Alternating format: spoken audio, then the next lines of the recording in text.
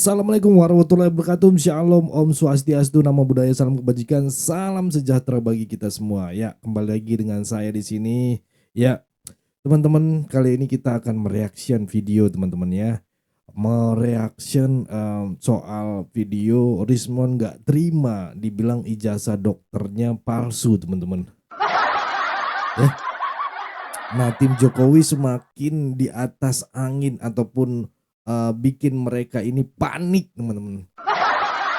Ya, kawan-kawan itu bikin ya, serombolan yang tukang fitnah itu akhirnya panik, teman-teman. Ya, yang harusnya dipahami gitu ya semua pihak bahwa UGM tidak mungkin ya menunjukkan skripsi asli seseorang tanpa izin, teman-teman. Tidak boleh disebarkan begitu aja gitu ya. Nah, dalam klarifikasi si Resmond ini terkait Joshua Sinambela ya, Resmond nada bicaranya terputus-putus gitu dan terindikasi dia berdusta. Ya, ini teman-teman kelihatan dia berdusta ini orang nih kawan nih ya.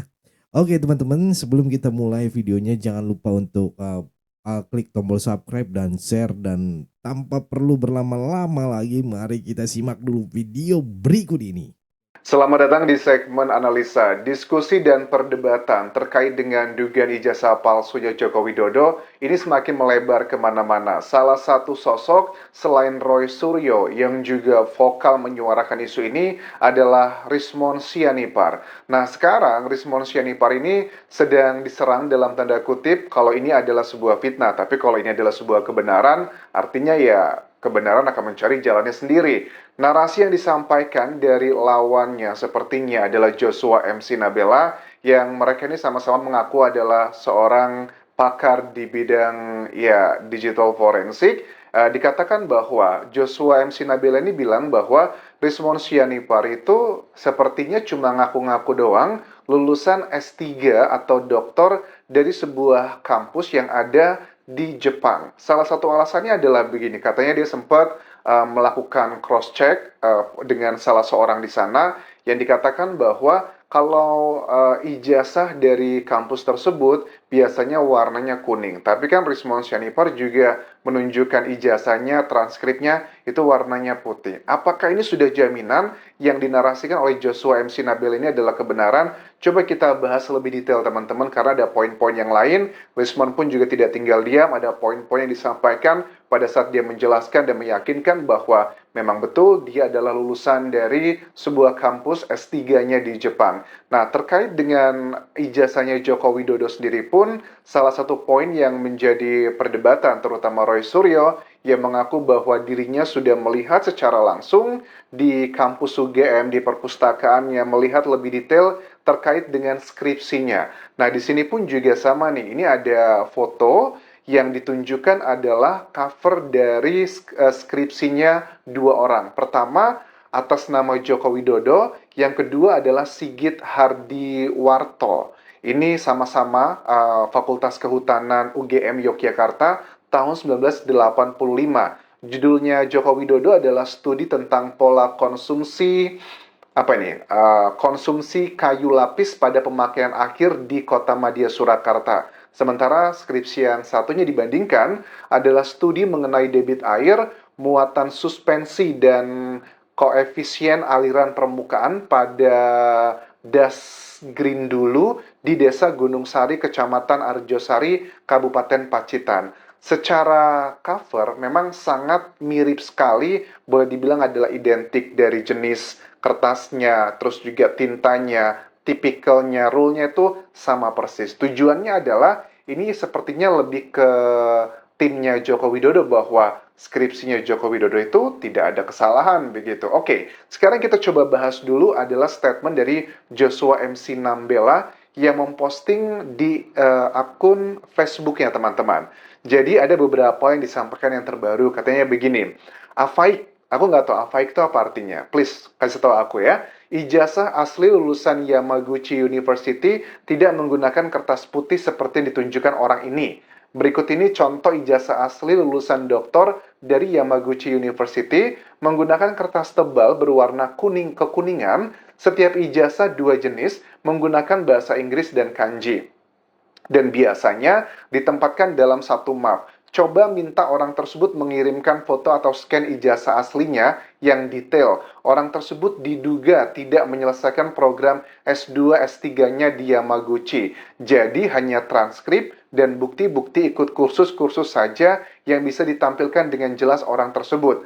Ada bisikan dari teman sebelah agar berimbang. Coba katanya untuk Rismon ditantang untuk menampilkan beberapa dokumen. Berikut ini, pertama adalah foto wisuda, foto teman wisuda, ijazah, disertasi, tesis, testimoni teman kuliah, statement kampus, foto KKN kalau ada. Kalau S2, S3 di luar negeri, kalau ini kan jurusannya apa? Jurusannya bukan sosial, tapi lebih ke teknologi begitu. Biasanya sih bukan KKN ya, tapi lebih ke masalah praktek ya. Oke, yang pertama kita bahas adalah foto wisuda, foto teman wisuda. Ya biasanya, aku nggak tahu nih tipikalnya. Kalau di kampusku, karena aku juga kuliah di luar negeri, ada sebagian mahasiswa itu yang mau ikut wisuda, ada yang tidak ikut wisuda. Karena S2, S3 tuh kayaknya nggak sekrusial atau sepenting S1. Tapi aku rasa kalau memang betul pernah mengikuti hal tersebut, ya silakan aja. Tapi aku juga pengen tahu nih, karena sekarang di luar negeri itu teman-teman, kita ada program dari S1 tuh langsung ke S3. Jadi programnya itu nggak ada S2, nggak ada S3, tapi langsung lulus S1, kuliahnya itu langsung mendapatkan S3. Kalau kita gagal di tengah jalan, kita DO gitu ya, kita nggak dapat S2-nya, itu biasanya program langsung. Aku nggak tahu apakah Rismon ini mengikuti program seperti itu, ataukah ada cerita yang lain lagi. Ijazahnya, ya sepertinya bukan ijazah yang ditunjukkan ini masih transkrip nilai, ijazahnya juga ada sih kayaknya. Terus testimoni teman kuliah, kita lihat nanti. Terus tesisnya atau disertasi. Rismon mengatakan dalam keterangan terbaru di channel YouTube-nya bahwa untuk tesis atau disertasinya itu katanya dia itu tidak dipublikasikan sama kampusnya. Katanya itu ada berhubungan dengan data-data dari intelijen. Dan dia juga bilang, skripsi saya pun di UGM juga nggak ada tuh, sepertinya nggak tahu apa alasannya. Itu adalah alibi dari Rismon ya. Terus juga statement kampus, foto KKN kalau ada. Ya, itu adalah bagian-bagian yang bukan fundamental. Ya, samalah seperti kasusnya Pak Jokowi juga, yang saat ini juga sudah dilaporkan lewat pengaduan masyarakat dengan dugaan bahwa ijazahnya adalah palsu. Ya sama, runtutan atau sistematis dalam pelaporan adalah kalau untuk dunia seperti ini teman-teman, yang berhak melaporkan adalah ya pengguna dan pihak authority. Maksudnya pengguna itu adalah misalnya nih, kayak mohon maaf nih untuk case-nya Pak Rismon ya, Pak Rismon Sianipar. Joshua MC Nabela nggak bisa melaporkan. Karena apa? Joshua bukan penggunanya jasanya Rismon. Kecuali kalau Rismon ini bekerja pada Joshua, pengen ngecek ini, mungkin rektor gitu, jadi dosen gitu ya. Karena Rismon kan mantan dosen juga kan ya. Dia bilang bahwa kalau seandainya tempat kerjanya Rismon, rektor gitu, pengen ngecek, kita pengen ngecek keaslian ijazah kamu, itu boleh. Atau juga kampusnya sendiri atau pihak yang lain yang berhubungan dengan pekerjaan untuk ngecek itu boleh. Tapi kalau orang lain nggak boleh. Nah, Jokowi kok boleh, Anjas? Ya, alibinya adalah karena Jokowi pejabat negara. Karena kan Pak Jokowi dalam tanda kutip usernya atau penggunanya adalah masyarakat Indonesia. Cukup make sense, dan Pak Jokowi juga beserta timnya sudah menyerahkan ijazahnya bukan cuma SMA dan juga S1-nya, tapi juga dari SD, SMP yang diserahkan ke Baris Krim Polri untuk dilakukan penyidikan. Kemudian di poin berikutnya lagi, salah satu hal yang disampaikan dari Joshua MC Nambela adalah terkait dengan dia minta konfirmasi email nih ke seseorang gitu ya, untuk mengecek terkait dengan ijazah atau transkrip nilai Rismon yang dibilang itu adalah palsu. Yang kata-katanya seperti ini teman-teman, aku bacakan secara utuh ya. Jadi sejak viralnya notulen FGD, forum group discussion ya, diskusi gitu, komunitas kami DFIS, Digital Forensik dan Infosec, yang membahas metode para ahli, banyak akun medsos penggemar si pakar yang membanding-bandingkan title dan keahlian saya dengan si pakar. Mereka teryakinkan dengan title mentereng yang disematkan si pakar di depan nama dan CV-nya. Mereka disilaukan oleh bahasa singkat tingkat tinggi atau ilmiah yang digunakan, padahal sebenarnya zong dan tidak ilmiah sama sekali. Si pakar ternyata berhasil meyakinkan banyak pihak sejak lama dengan title yang dimiliki dengan cerita-cerita punya paten, publikasi S2, S3 di Jepang. Dari informasi ex-kampus bernaung, si pakar sejak pulang dari Jepang tahun 2007 sudah tidak melakukan tupoksi utamanya yakni tridharma perguruan tinggi dan akhirnya diberi pilihan pensiun dan tanpa hak pensiun. Ya memang kalau kita lihat dari klarifikasinya Joshua dari Rismond ya, itu menunjukkan adalah sejumlah artikel yang telah dipublis ya, itu misalnya dia pernah menulis book chapter. Book chapter itu adalah bagian dari riset ya, itu gabungan dari banyak penulis biasanya. Terus juga beberapa research artikel dia. Secara sekilas itu terlihat meyakinkan. Cuman aku khawatirnya juga sekarang itu banyak kan ya, kita sebutnya kalau dalam dunia akademik adalah predator. Orang-orang yang pengen mendapatkan mungkin dengan kita menulis research artikel, dipublis gitu ke jurnal internasional, itu kita harus ngebayar uang sekian puluh juta atau bahkan lebih dari itu agar kita mendapatkan kredit. Kita nggak tahu nih, apakah itu jurnalnya adalah termasuk yang predator atau bukan, itu harus dicek lebih detail, teman-teman. Aku lanjutkan, disampaikan di sini adalah, jadi ini tentu menjadi kabar buruk bagi para pengikut pakar penuduh jasa palsu Jokowi.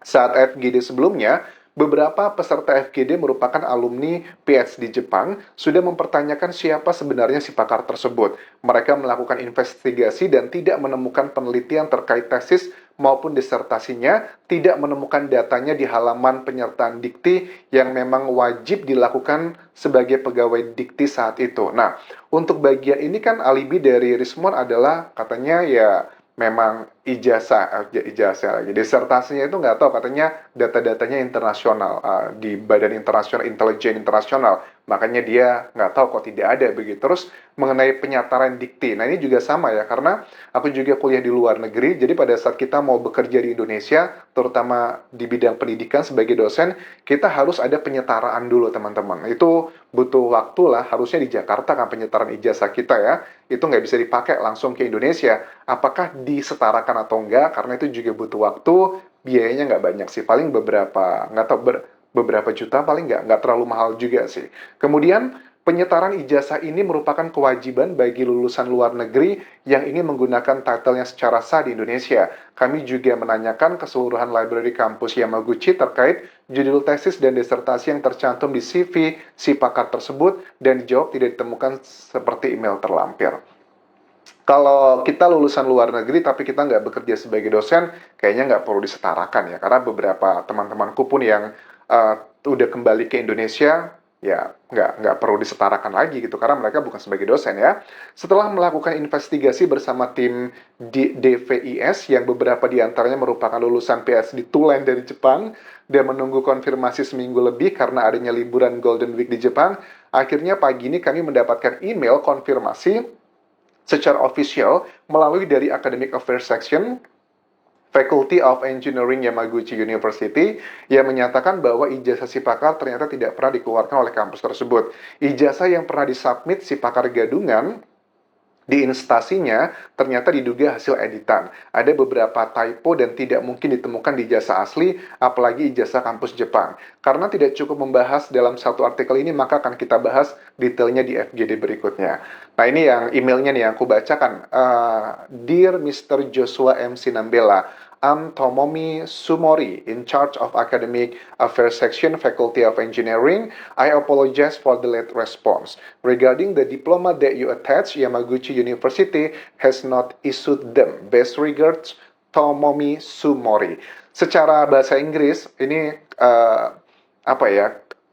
pilihan kata kalimatnya itu tidak menunjukkan high proficiency atau kemahiran dalam berbahasa Inggris, tidak menunjukkan kemahirannya. Kita wajar karena kan Jepang bukan native English speaking country ya. Tapi yang disampaikan di sini artinya adalah ya Mr. Tomomi ini dari Fakultas Engineering minta maaf karena sudah meresponnya terlambat terkait dengan diploma yang dilampirkan. Katanya Yamaguchi University itu nggak pernah mempublis atau mengeluarkan seperti itu. Terus ini ada contoh dari bahasa Jepangnya. Ya, ini menjadi satu klarifikasi ya. Sebenarnya nggak boleh si Joshua M. Sinambela meminta klarifikasi karena dia bukan usernya. Kecuali yang mengirimkan pesan itu adalah tempat universitas dulu Rismond Sianipar bekerja, itu boleh secara hukum ya. Karena kan nggak ada kewenangan yang sama seperti case-nya Joko Widodo. Sebenarnya kita buat fair seperti itu.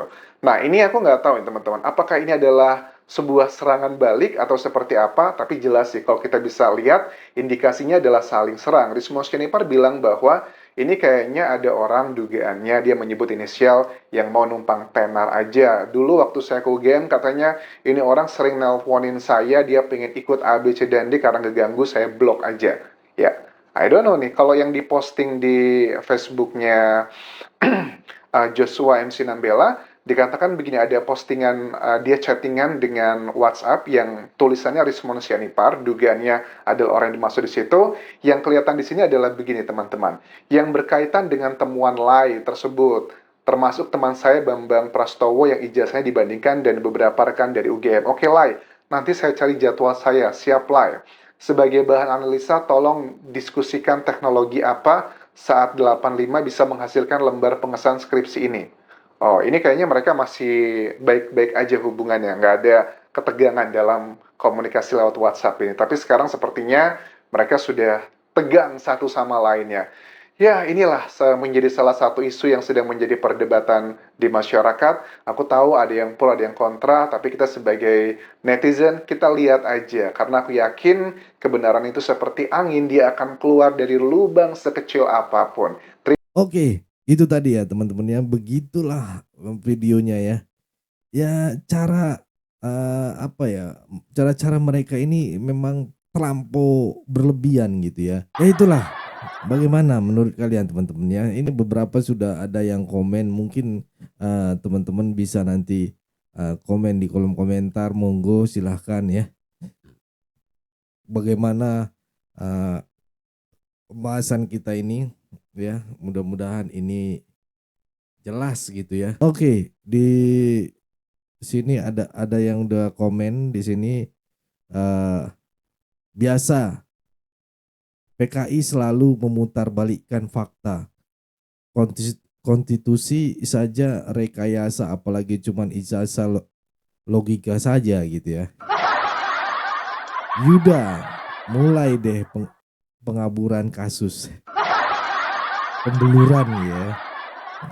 Dari Agus, maaf nih, dalam ijazah yang dikeluarkan Universitas Jepang mungkin ada 2 bahasa.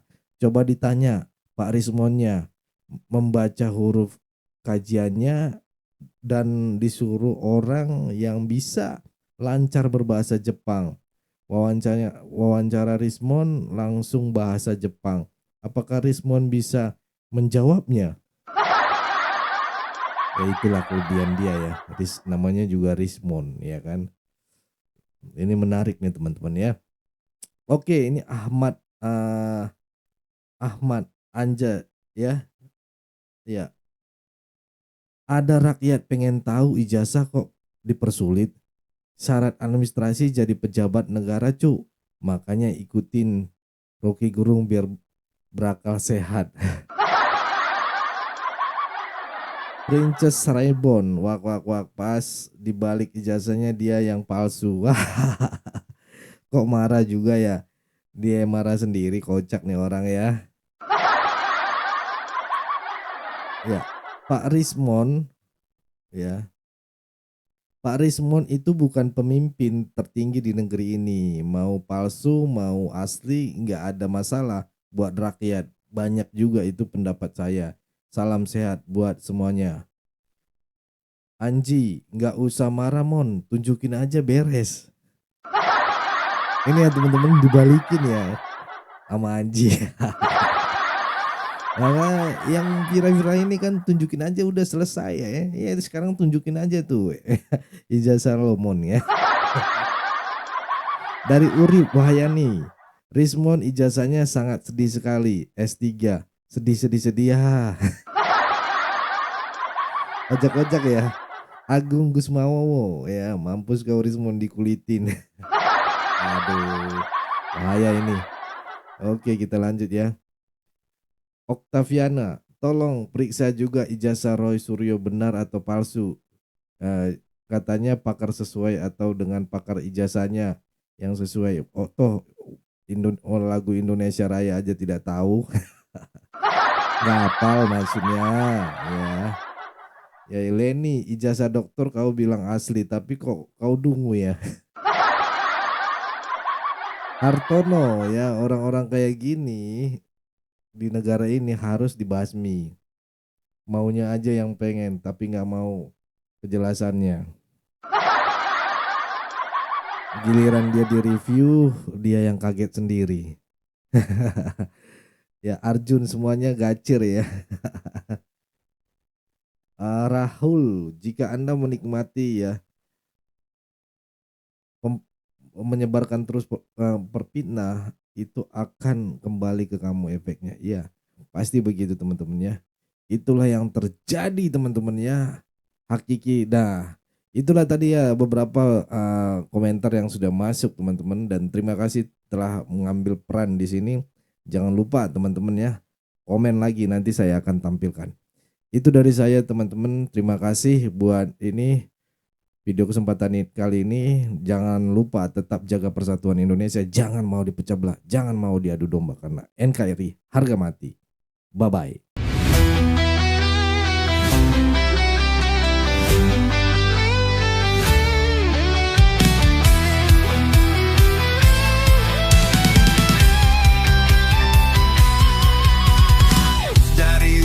Sampai ke timur, suara jujur kini bergema. Bukan cuma cari viewer, tapi kebenaran yang utama. Opung Parbelat kasih fakta, Agrifanani pun semua nyata. Vicky Himpong jangan lupa, Blacker Majanang pencipta lagunya. Kami adalah YouTuber Nusantara, bersatu untuk lawan hoax bersamaan. Tak gentar terus berkabar, untuk bangsa demi masa depan Indonesia. Banyuwangi official ayo maju, AR Mahmud Ba Ilmu, Fam Project Sirait Media, kebenaran selalu juaranya. Rainaldo Bastanto bicara tegas, Rainaldi SB tak pernah lepas. Montobe kreatif penuh ide cerdas, Kendra update info paling jelas. Bukan sensasi, bukan tipu daya, kami berdiri untuk berita nyata. Rakyat butuh cahaya, dan kamilah yang pertama. Oh, kami adalah YouTuber Nusantara, bersatu untuk lawan hoax bersamaan. Tak gentar terus berkabar, untuk bangsa demi masa depan Indonesia. Bersama rakyat kita kuat, saring dulu sebelum sebar. Cinta damai benci hoax, kami YouTuber cinta Indonesia.